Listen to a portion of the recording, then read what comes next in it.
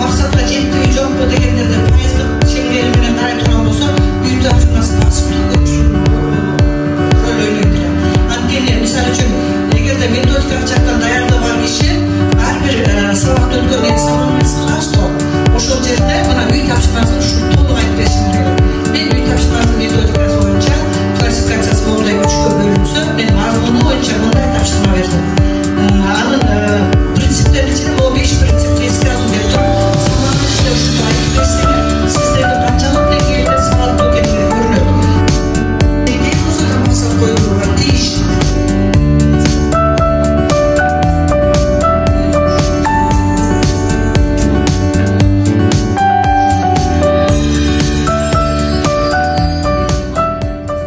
Эмне пайдалуу болду бул сабактан кийин?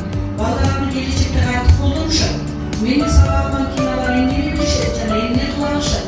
Бул сабактан алар көп жылдар бою эмнени эстешет деген өздөрүнүн ар биринин оюнда суроолорго жооп бере болуш керек. Эми окутуунун оодарган класс моделинин 7 формасы. Оодарган класс дегенин орусчасы перевернутый класс деген. Сабакта теманы түшүндүрөбүз. Анан бышыктайбыз, анан үйгө тапшырма беребиз. Оодарган класста тескерисинче тема үйгө берилет. Бала өз алдынча окуп, үйрөнүп, түшүнүп келет. Класска келгенде жөн гана суроолоруна жооп берип, бышыктап андан ары көндүрүп алтандырабыз. Бул лекцияларда видео роликтерде сабактын темасына байланышкан башка видеолорду, окуй турган материалдарды берет экен.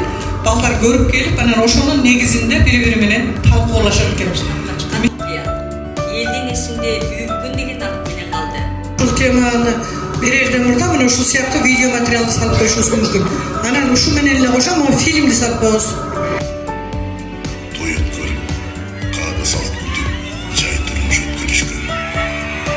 Үркүн деген теманы тарыхтан өтүп атканда жөн эле китептеги материалды берип койбостон, Үркүн деген фильмди да берип, демек видеону көрүп туруп талкуулашат.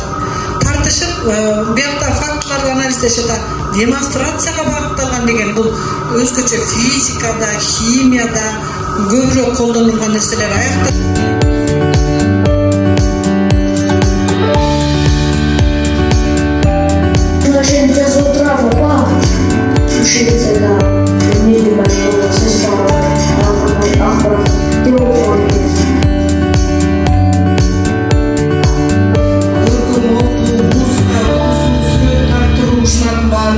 эвристикалык изилдөөнүн ыкмаларына киребиз.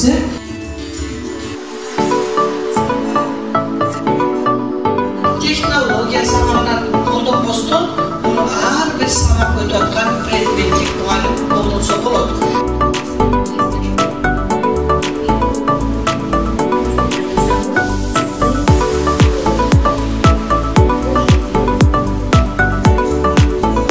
Библиотерапияда чыгармаларды жазуу аркылуу өзүн көрсөтүүгө негизделген, көп окуучулар өзү чыгарма жасап келген, өзүнүн жашоосуна байланыштырган